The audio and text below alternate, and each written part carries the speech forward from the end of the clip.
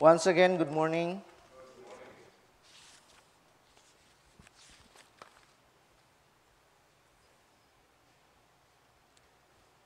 Are you proud that you are God's servants? Or are we proud that we are God's servants? Makaingon ba kita ngadto sa kalibutan ng mga anak kita sa Dios? Nga mga sumusunod kita niya or mga sumusunod kita ni Kristo? Dili ba nato ikaulaw nga isangyaw ang iyahang ibanghilyo ngadto sa kalibutan? Dili ba kita mahadlok nga i-testify ang iyang mga kaayo ngani kanato o iyang kaayo sa atong tagsa-tagsa ka mga kinabuhi? That is the message of the gospel this morning. Our lives are full of challenges, persecution, poverty, and other situation of our lives. Can we still proclaim His gospel even we are persecuted, or even if our lives is uneasy? Can we still proclaim the word of God to the people or to the world?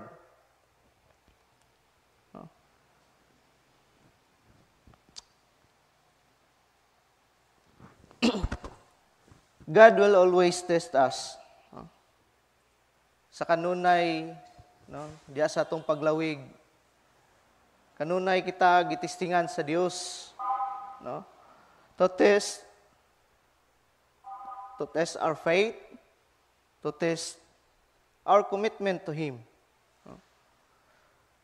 Tistingan kita perminti sa Dios, tistingan ang ato ang pagtuo, ang atong commitment diha kaniya. We have so many reasons in our lives. Daghan kitag mga rason, daghan kita kaayog mga rason sa atong kinabuhi para lang dili makaserve sa Ginoo. Para lang makabalibad. Labi na kita mga ministers. Sometimes we can say that sahay ka nang mag-self-pity pa ta. Dili man ko worthy diha Ginoo.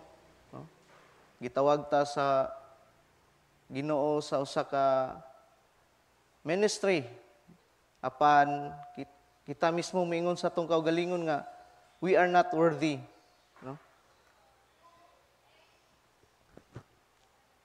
Kinsa man day ang worthy?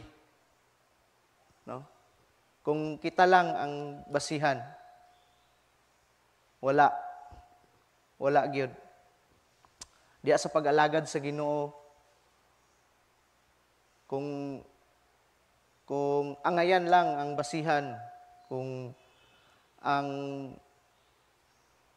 kinsa ang pinakabalaan lang or ingon ana lang ang basihan, wala gyud motungtong dinhi. Pero God made us worthy. Ang Dios lang gyud ang nakapahimo natong angayan. Angayan nga mo simba kaniya, angayan nga mo serve diha sa iyaha, angayan sa tanan nga mga butang nga iyang ihatag. Siya lamang, dili ang ato ang kaugalingon nga binuhatan, usahay ng labi na silingan ra nato ang maong kanang ang ah, maong nagsangyaw, no? Silingan ra nato labi na diha sa gahog. Naila pa gid nato gikan sa pagkabata ngadto sa iyahang pagkahamtong, no? Moingon kita nga sikuan mo na pareha sa tong gospel last Sunday, no? Nga si Jesus man na ang anak sa panday, no? Ingon ana ba? So nganong naa mo na diha, no? Nganong nagsangyaw man na? Nganong nagmission man na? No? Murag anang usahay kita pa hinuon, no? Ang mga pinakadako nga kritik, pinakadagko nga mga kritiko, no? So usahay anang diha sa to ang pag-alagad, no? Mapiktuhan kita. Labi na sa ato ang mga lideres, makakita lang tag sayop, no? Maapektuhan na ta dayon sa ato ang pagpangalagad. Sama sa akong giingon, kinsa man day ang angayan. Wala gayod apan ang Dios ang naghimo nga angayan. Dili kita makabuot na sa Ginoo. Nganong sikuan man ang kanong nahimo mo to siyang pari nga kuan mo to sa una. Kanong nahimo man na siyang dikon nga ingon ana man na iyang kinabuhi, no? So dili ingon ana, no? Just like what Isaiah said in our first reading today or this morning in Isaiah chapter 6 verse 5 to 7. Nato lang basahon sa Bisaya. Og miingon ako pagkaalaot ko, wala ako'y paglaom kay dautan ang mga pulong nga mugula sa ako ang mga ngabil. Og nagpuyo ako taliwala sa katawhan kansang mga pulong dautan. Apan nakita ko ang hari, ang Ginoo nga labing gamhanan. Unya milupad padulong kanako ang usa sa mga sirapin nga nagdalag baga nga kinuha niya pinaagi sa kumpit gikan sa halaran.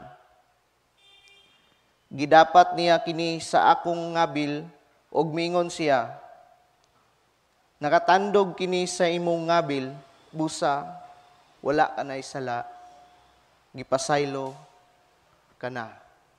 Subot pasabot mga igsoon. Kita tanan nga nangalagad, kung basihan lang gayud ang atuang kaugalingon, no? Ang atuang kinabuhi, ang atuang mga binuhatan, pagkaalaot gayud nato. Apan ang Dios once nga gipili kita, himuon kita niya nga angayan. Dili nato matugkad kana nga kanang nga sistema ba, no? Dili nato na matugkad tungod kay Dios man siya.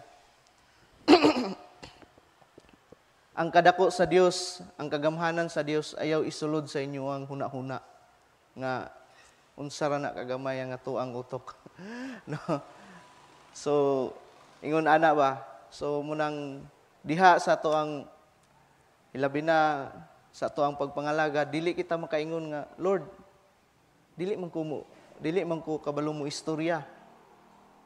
Muramtag si Jeremiah, no? Lord, matanon pa man ko, di pa man ko kabalo mo istorya. Pero unsa iyang giingon? Ako ang mo istorya para sa imuha. No?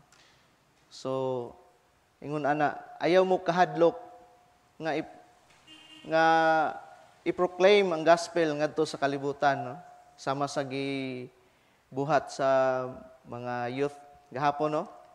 So, bless kayo ang mga youth nga sa ilang panahon, no? Naka-mission na sila, naka-appeal na sila og mission, no? So, ingon ana ba kita ka proud, no, nga i-proclaim ang gospel ngadto sa kalibutan. So, God alone can make us clean when we are unclean, and can make us worthy if we are unworthy. So, kung giisip ninyo ang Dios nga siya ang bantugan o gamhanan, no? No question. Wala na yung ngayan nga anang pangutana nga mamugna sa to ang kanang hunahuna, no? Kay mabuhat niya ang tanan, no? Bisan pa ang imong pagkagahig ulo, kaya niya na pahumukon, no? So, we have no reason that we cannot serve God, no? Wala gid tay mga rason nganong dili kita makaalagad sa Dios, or nganong dili kita makasangyaw ngadto sa uban, or nganong dili kita maka mission ngadto sa gawas, no, sa kalibutan. Wala tay rason nganong dili nato ika-spread ang gospel, no, ang iyahang gospel ngadto sa kalibutan. Tungod kay kung ang Dios mao'y atong gisaligan, wala gay magkulang kanato, no? Maor gini pod nga pinaka the best, no, nga promise nga iyang gihimo kung ato promise nga iyang gingon kung atong himuon kini, no, ang pag-spread sa gospel or ang pag-proclaim ngadto sa kalibutan nga we are the servant of God, no? Kung unsa ka maayo siya diha sa atuang kinabuhi, no, kanang dili nato siya ikaulaw ngadto sa kalibutan, no? Ato gining ihanyag ngadto sa kalibutan kung unsa siya ka maayo diha sa atuang kinabuhi, no? The only thing that God wants us to say is that atong makita ni sa tuang gospel, no? Ang gusto lang gyud sa Dios nga madungog sa tua, no? Natong makita sa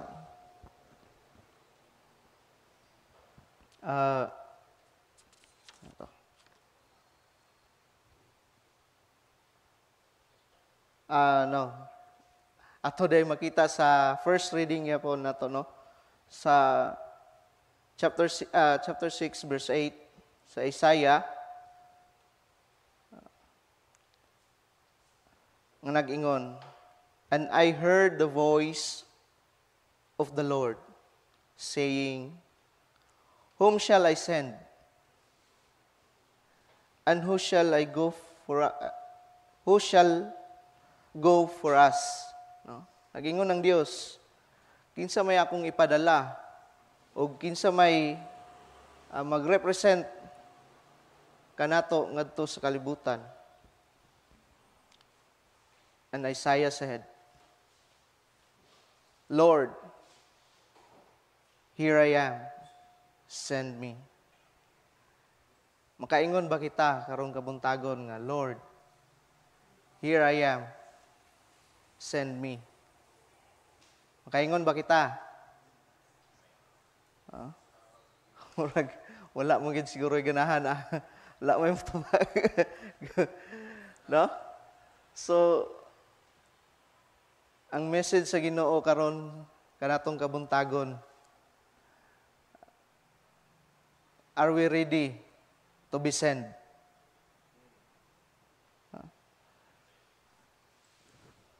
Can we say that even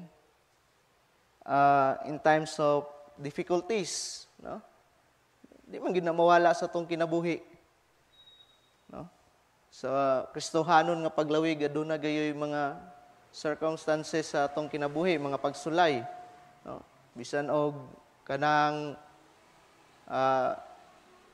wala na kay kwarta, makaingon ba ka sa Ginoo nga, Lord, send me. Bisan og kanang gibundakan na ka sa kanang mga problema ba? Nya ang problema pagid kay imo pag yung binuhatan, no? So, makaingon ba ta nga, Lord, send me. No?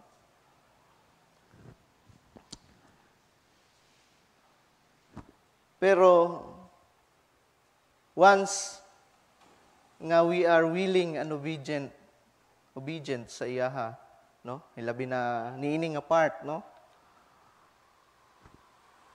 Nagi promise ang Ginoo, and it says in our last two verse in our gospel this morning, in Matthew chapter 10,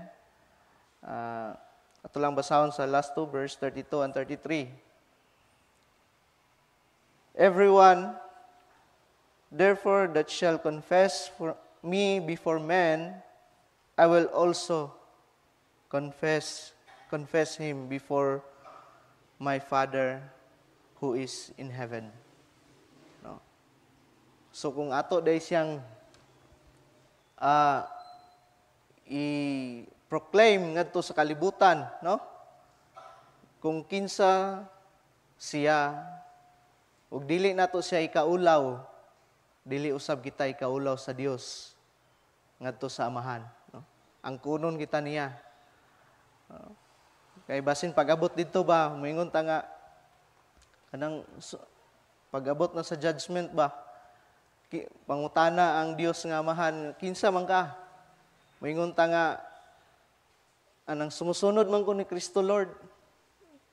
Pagpangutana, imo ba ning sumusunod? Wa ko kailada na niya. Moingon ang Dios ba? Wa mo ko kailada na niya. Wala man gani ko na niya gi proclaim ngadto sa kalibutan kung kinsa ko. No? Dili lang ta maghulat nga inana ang himuon sa Ginoo sa ato, no? Katong giingon sa iyahang pulong nga anang depart from me law breakers ba, no? So dili ta maghulat nga kanang i-deny ta sa Ginoo, no? So mintras napatay chance karon nga isangyaw siya ngadto sa kalibutan, then let's do it. Go forth, no? May og sa makausa mayong buntag sa tanan.